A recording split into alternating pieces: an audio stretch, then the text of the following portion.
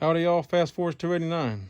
So tonight we're going to be installing an electric fan in my 1968 Ford Fairlane.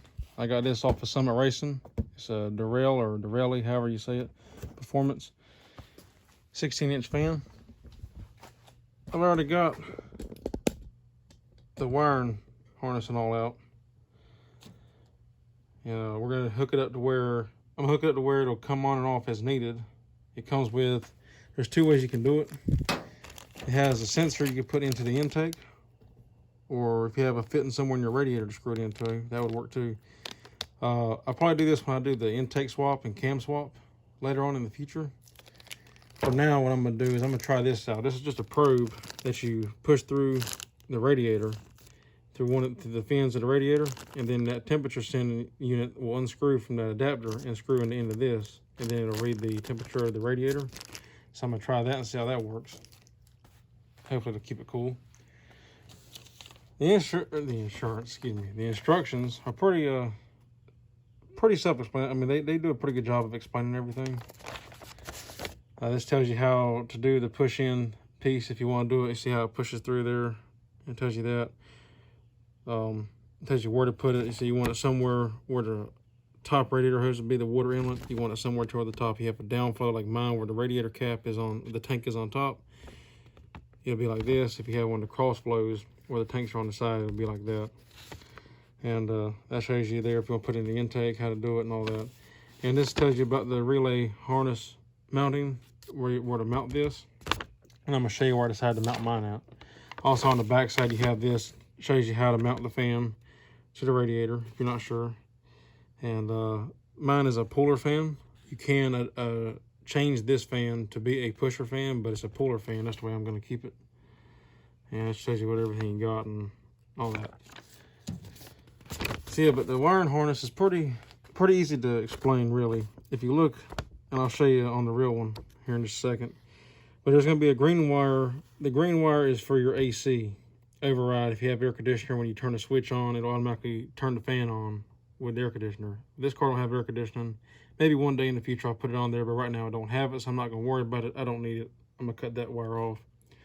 Then you have an orange wire. Don't say orange, but this is an orange wire, and this would be to your fan lead, to where you're going to have two wires on the fan. One's a ground and one is the power wire. So you're going to have to hook that up. This hooks to the power wire, which would be a blue wire in my case because the other wire is black. And then this one you have a red wire, which is constant battery power, obviously. Yellow wire is switched power, but the way it works, if you want the fan to just stay running all the time, you would hook this straight to your ignition to where it comes on with the key. If you want it to where it comes on with the thermostat, then you're going to have to run this wire to the thermostat, and then it's got two little ears on here.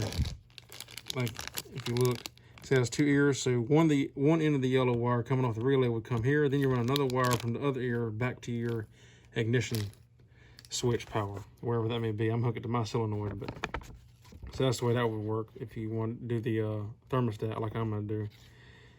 And yeah, that pretty much covers. Then of course a black wire for ground. So it's pretty self-explanatory. So like I said, all you need is constant power, switch power, ground, and then the power for the fan. It's pretty easy. The relay, I mounted mine in front of the car like this. So if you open the hood, see it's right there. Because I have this hole right here that I ran the wires through.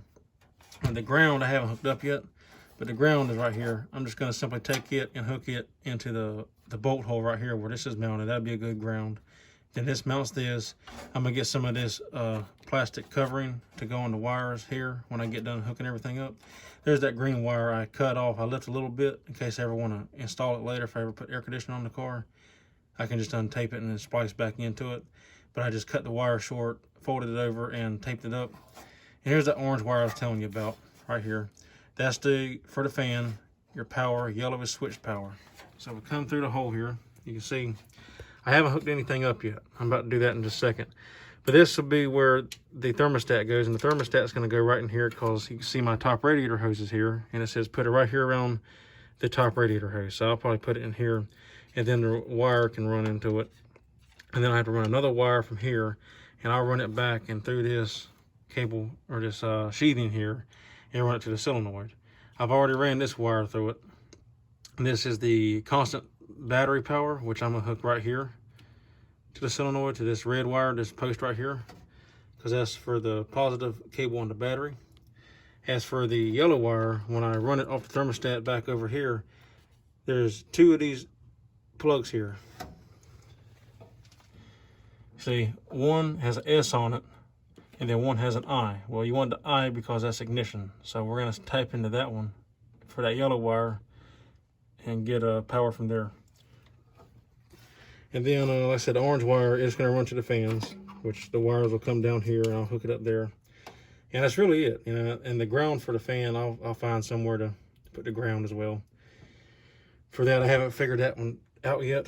But I'll find somewhere to put that, you know. But no big deal. But yeah, so let's take a look at the fan. So this is the fan right here. And it's actually thicker than I originally anticipated. It is actually like 4.5 inches thick. But for some reason, I don't know where they measured this thing at. Because on the Summit website, it said it was 3 7/8. Well, it's definitely not 3 7/8. From the back here to this piece right here is 4.5 inches. So I don't know what the hell they're measuring from to get 3 7/8, but yeah, keep that in mind. And then, as you can see, like I was saying, you got a black wire, which is ground, and then blue would be your power. It comes in this sheathing. You're gonna have to, you can probably slide this back, which is what I'm gonna try to do, slide the sheathing back to get to the wires. And that way you hook that up. But it looks like a pretty good fan. It's got the curved blades, which I heard will make it quieter when it's running, so it's not as loud, which is what I'm hoping for. I don't want it to be super loud, but let's take a look, see how it fits in the car. So we're gonna put this in there and let's take a look. I've already test fit it one time, but to show you how tight it is, show you what I'm talking about. So I'm gonna put mine in this way. It's the only way it'll fit.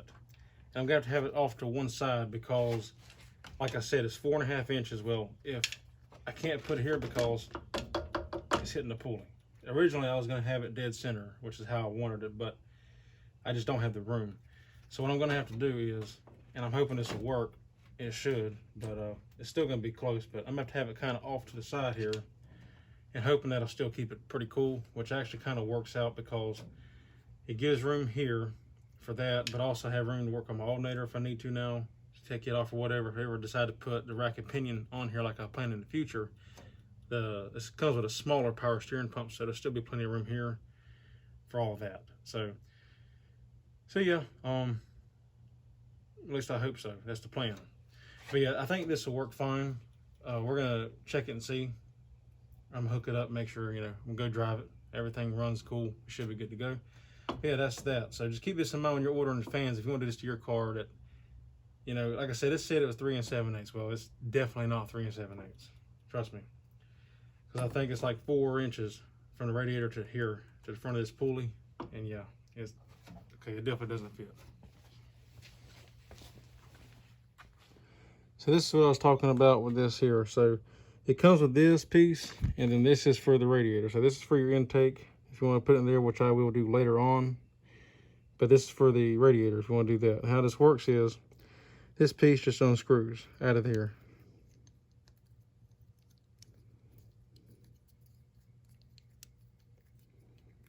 See how it's got that stem on there? And that's just like that. Anyway, so you got this piece here. This piece pushed to the fins of the radiator. This, it just screws in here like this. Hand tighten it. And then when you push it through the radiator, this goes on the back side of it. Just like the plastic pins to hold the radiator to the, the fan to the radiator. You push this through here. And then it has this keeper right here that you slide on over it. Like so. Now I'm not gonna put it on here yet, obviously, because I don't want to be able to get it back off. And that holds this into the radiator so it don't fall out. So when you get ready to do that, you come over here, like the instruction says, if you want to do it this way. See, it says right there, thermostat, that would be your top radiator hose. You want to put it somewhere around there, push it through, all the way till the thermostat is up against the radiator, and then your foam pad, and then the keeper. And you push it, keep it tight. And that's how that works. And it shows you right here. We're gonna put it somewhere in here, just as long as it's around the upper hose, will be fine. You know, it ain't got it's no specific place, just as long as it's around the top water radiator water hose. So I'm gonna show you how to put this in. So you just want to pick in between two fins and you kind of want to just wiggle it in there. Don't just force it in there all at one time. Be kind of gentle with it because you don't want to mess up your radiator. Just kind of wiggle it in there a little bit, work it through until it comes all the way up the other side. So it's pretty tight fit. There we go. See, it went right on that time. And now we're good. And that's the other side of it. So we're gonna come to this side now. This is how this will work. Take that pad, peel the sticky back off of it, like so. Hold it from the other side, push this through, meets the radiator, like so. And if you look at this keeper here, you can see how it's kind of like made beveled or whatever you want to call it. If you look at it closely, see how like the tangs or whatever is sticking up on this side and they're kind of folded in on this side. So the rod would go in this way. Take it like this.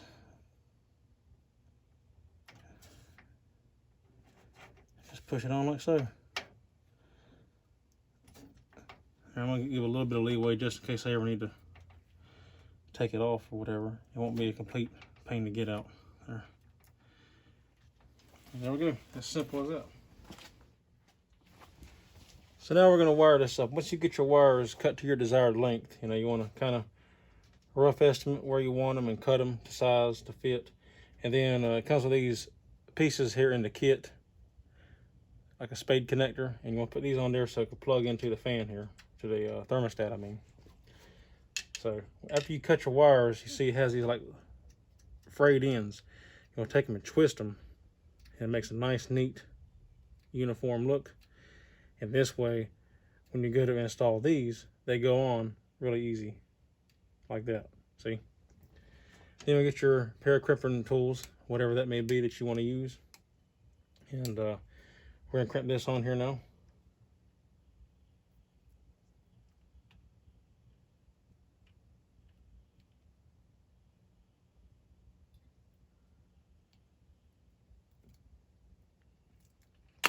Give it a good squeeze, make sure it's good and tight. And it doesn't matter which side you hook which wire to, as long as your yellow wire from your relay is hooked here, and then you have a wire running from your solenoid on your ignition side or any source of ignition back to it. So it don't matter which side you plug it into there. After you do that, plug it in, and that's done. And it's the same process for this, so there's no sense in showing you that. It's the same thing. Just put your end on there, plug it in, and you're good to go.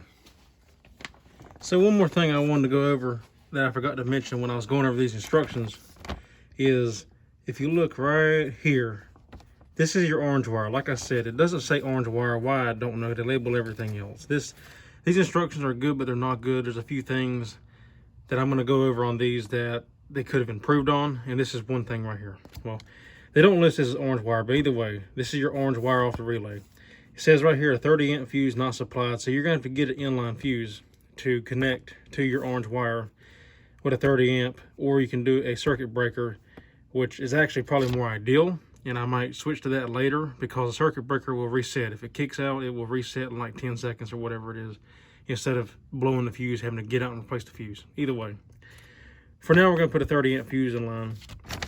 And you can get a 30 amp, like I said, a circuit breaker if you want to, and that way it just resets. But anyway, and you can see right here, orange wire, which is that one, attached to a 30 amp fuse circuit, not included.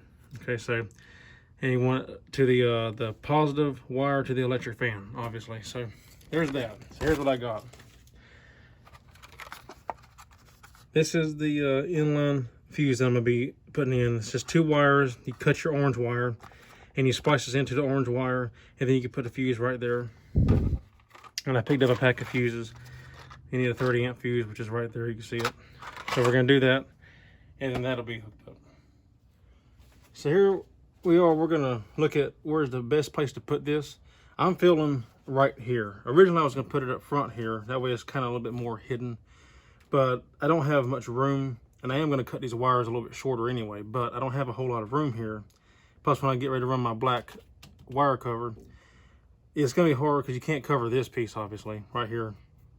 So I'm going to just put it right here. There's a nice big section of wire here, so I'll be able to get to it. I'm just going to cut a section of wire out of here, and then I can splice right into it.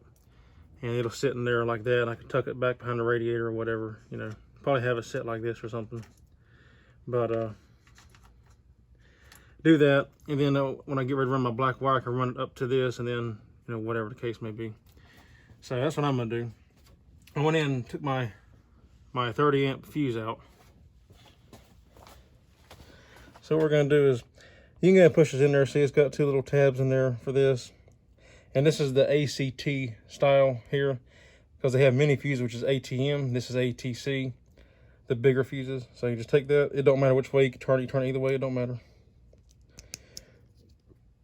Go ahead and push that in the hole right there. Make sure you gotta get it in there all the way. Make sure it's a good tight fit. And what I like about this is it's rubber, so it seals it pretty good too. So keep water out. And I actually got this from Walmart. It's like $5, so not too bad. So there's that. And I'm gonna figure out, I'm gonna go ahead and cut the section of wire out so we can splice that in. All right, so also make sure you got 2 blue wire connectors, because it's a big wire. I think this is about 12 gauge, I believe, wire. So we're gonna get this in here, kind of find a spot that looks good to me, you know, and then we'll go ahead and cut these wires a little bit shorter, because I don't need them that long.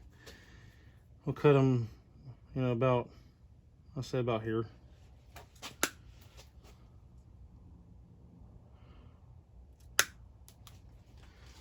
So do that, we're gonna strip the wires on this one first. We can do either way, but I'm gonna do it this one first.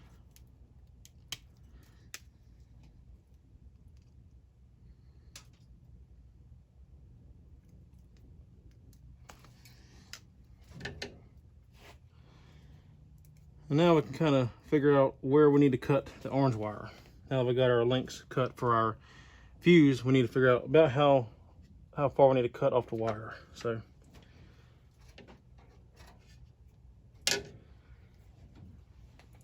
I'm just gonna put it in here like this, and we'll say right about down in here, right about there. I feel it's pretty good. We'll put the wire up here, right about there. It's pretty good. And you don't have to disconnect the battery for this. So that was one thing I forgot to mention, is when you're doing this, disconnect your negative battery cable, just to help, because when you're dealing with electrical things, it probably wouldn't have really mattered, honestly, on this old car. But especially if you're doing this on a newer vehicle, computers and all, you may interfere with something. So I would disconnect the battery. I disconnected it just to be safe. But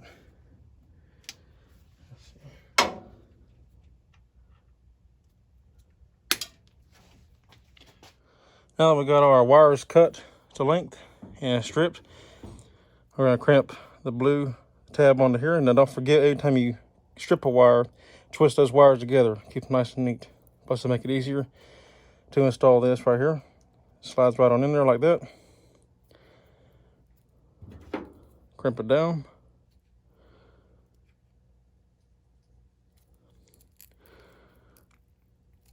Like so. I'm gonna go ahead and install all of them, or I only got 2, but then we'll crimp it into that orange wire and move on to the next step. All right, so here's what we have so far. Never mind the bungee cords. I will explain that in a minute as to why I have the bungee cords on there. But this is what it looks like installed. Yes, the fan is close to the pulley, but it does clear. Like I said, I had to offset it to one side. You see there's more space of the radiator empty over there than over here. And that's because on their website, they said this thing was like 3 7/8, which would have been perfect for me to put right in the center of that pulley, but I can't. So, because it's like 4.5 inches. But as you look, if you want to put it even closer, you could get like Allen button head bolts to put in here, but this does clear. I checked it. I turned the pulley to make sure they would clear, and they do. It's relatively tight, but It's fine. It's got plenty of clearance for the motor to move, and when you rev the motor, since the pulley's turned this way, when you rev the motor is going to shift that way anyway when you rev it, so it's actually going to pull away from it under torque, under a load, instead of toward it. So it works out perfect. And like I said, since I have no power steering, I got plenty of room over here, and it gives me plenty of room over here to work on the alternator if I have to change it or whatever. But I think it looks pretty good. Here's that probe that I was telling you about. That's what it looks like installed. There's the relay. I'm not done. I'm gonna get some of that black wire stuff to put over it. This plastic looms here and put over it. And I'm gonna put it over these wires as well to cover all that up and make it look nice and neat. So here's the power wire. That's a constant battery power, so I got it hooked to the positive battery cable. When it comes to this here, and I'll show you, if you don't know how one of these works, I'll show you real quick how one of those work. Instead of cutting your wire here and splicing into it, this is the switch power. That's actually the yellow wire. I know it's red, but I didn't have any yellow wire laying around, and they don't give you enough to run it the way that I wanted to. So you see here's the yellow wire. It comes off the switch and goes to the relay. The yellow wire comes up here. There it is, and goes into the relay. Well, on the other side, there's that red wire, and this actually does come in the kit. Maybe that's why they give it to you, I don't know. But anyway, it works. I run it and run it up to here and spliced into this wire. I could have put a loop on and screwed it to the solenoid and then put this on top of it, but I didn't want to do that either. This right here splices into it and doesn't hurt the original wire, and I'll show you how one of those work. So when it comes to these type of connectors here, they're very nice to have and they work very well. You see there's this metal piece with 2 slits in it. Well, that's for it to cut around the rubber sheathing on the wire and get to the wire to make a contact. So let's say you want to splice into a wire without cutting your original wire or whatever the case may be. So you would take this one, and the wire that you want to add into, you would push this in from one side and it'll stop. It'll have a stop in here, which this one kind of broke out, but it'll have a stop in here to where it'll only go one way and it'll go past, it'll stop like right there or so, somewhere in here, right underneath that. Well, then you take the wire that you're splicing into, your original wire, and it's right here, you just push it in the gap like so. And then now it's connected. Now you got both your wires connected. You take a pair of pliers and you squeeze down on this piece to connect the wires together. Just like so. You see there's 2 slits. Give it a pretty good squeeze. And those 2 slits, see how it cut through the insulation to get to just the wire? That's what you want. And then this right here folds over to help keep it latched. And I like to take a piece of black tape and put around it, or a zip tie, just to make sure it don't pop open. But that's what that's for. Anyway, and that's how you do it. And now you have your factory wire spliced, you have your new wire, spliced into your factory wire. And it don't hurt it. If you ever want to take it off, all you have to do is open this up. And you can like peel this apart like that. It just opens right on up, and bam, take that out. This right here will come right off. It fits pretty good, but it's really good actually. But let's see here. There we go. Yeah, there right there is all that'll happen to your original wire. And yes, it does cut the sheathing, but you can take some black tape and wrap around it. But this is a good way, even though it cuts the insulation, this is a good way to connect your wire without cutting the wire. And this way you can just take a piece of black tape, wrap around it or whatever. Get you some color matched electrical tape, get some like yellow electrical tape, wrap around it, and you wouldn't even really notice it. If you're yellow, whatever color your wire, I just use this for an example, but if your wire is black, then even easier, red or whatever the case may be. That makes it easy, but that's good. That's a good way to do it.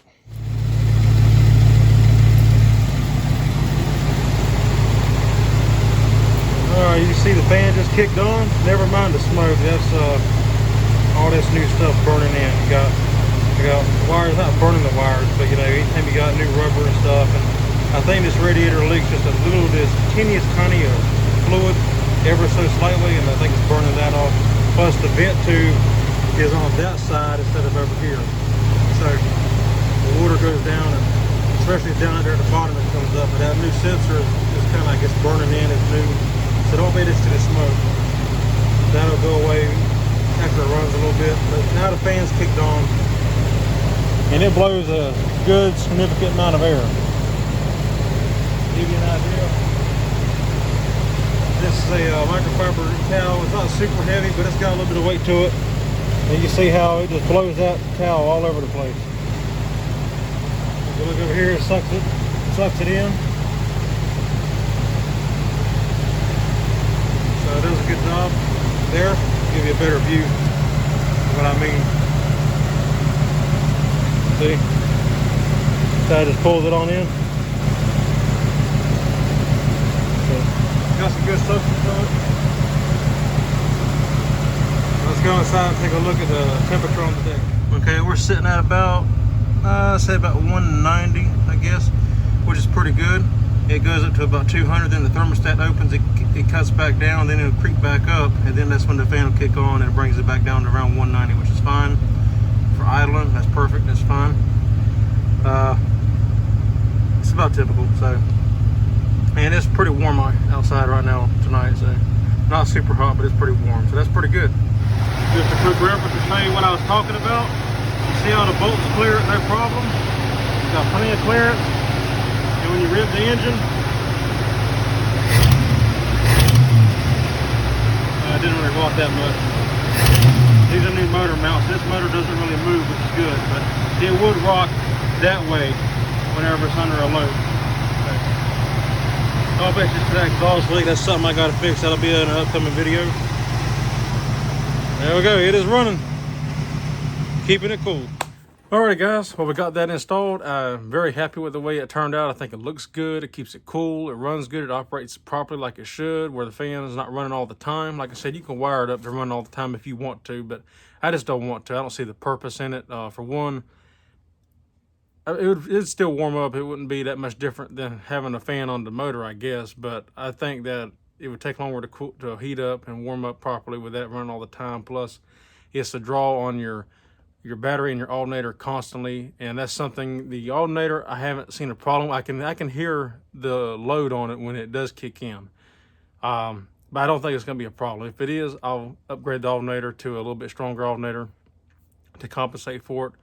But luckily, I don't have like air conditioning, power steering, and all that to have extra draws on the motor. I don't have no super big sound system to draw amperage. So the only thing really drawing amperage is the fan. And then obviously the headlights, brake lights, stuff like that. But so I think it'll be all right. If you do have air conditioning and a big super sound system, then you may need to upgrade to a larger amperage size alternator. But you do what you gotta do. But in my case, it works good. I think it looks good. Like I said, it keeps it cool. It puts out some really good air. It's over 2,000 CFM, so it works good. It's quiet too. I'm sure you can hear in the video. It's pretty quiet, which so I guess them curved blades do help with that. I heard they help make it quieter when running, and I think it actually does help. So, which is good. I didn't want a super loud fan. I wanted it to be pretty quiet, and it is. So that's good. Runs smooth. But yeah, I think it looks good. The bungee cords, I was going to explain that. The reason for the bungee cords is because one of the problems I have with their installation instructions is they're not real specific on certain things. Like for instance, when I put the fan on, I hooked it up.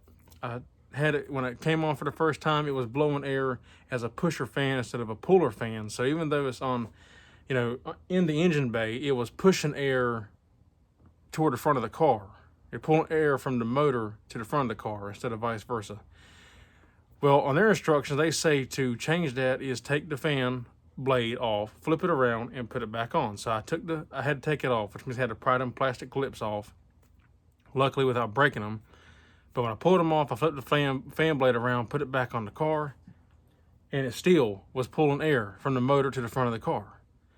Okay, so I was like, you know, what in the world? So I know some, you know, most electric fans, they say reverse the polarity on it, even though theirs didn't say that.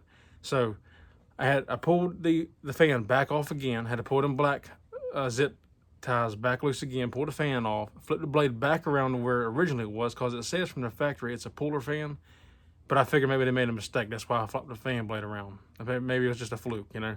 But I flipped the fan blade back around to the correct position that they had it at from the factory, put it back in the car again with the same zip ties, and after doing that a couple times, they've gotten weak. They're holding, but they're not holding as tight as they were. Originally, you couldn't move that fan. Now it's got a little looseness to it, so I'm gonna get some new zip ties from O'Reilly's and zip it back in when tomorrow or something, whenever I get a chance to make it by that parts store. But the bungee cord just to hold it in case they happen to let go. I don't want to fall and hit in the motor for now.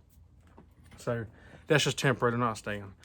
But anyway, so what I did is I reversed the polarity. I swapped the wire. So instead of the blue wire being connected to the power wire, which is the orange wire, and the black being ground, I put the black wire to the orange wire and the blue wire to ground. And then it made it a puller fan where it's pulling air through the radiator and forcing air toward the motor. So keep that in mind. If you have problems with their fans, that could be your problem.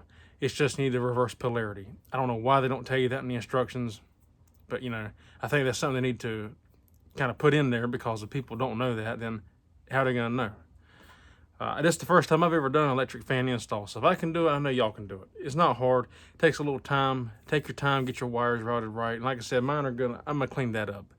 They're a little messy right now. I zip tied them up in place, but they're still a little messy for my liking. But I'm gonna get some of that black plastic sheathing and wire looms and put over it, and that'll clean that up real nice. But yeah, easy install. I think it's nice. I'm gonna go drive it and see how it performs with the fan kicking on and off, going down the road like it should. And also, I heard it'll give you some more horsepower, free up horsepower by doing electric fans. So I'm gonna see if I notice a difference in power. If y'all like the video, give it a thumbs up. I'd appreciate it. It'll help me out, and I like it. And if you don't like the video, give it a thumbs down. You know, let me know. Comment down below. Let me know if you put one of their fans on your car. Did you have the same problem that I did with the fan pulling the wrong air, or the air the wrong way, I should say? Or did it go in and work properly for you? Or you know, maybe they wired mine backwards or something. I don't know. Maybe they put the wrong wire on the wrong connector, so it's the wrong color. I don't know. Either way, I got it working.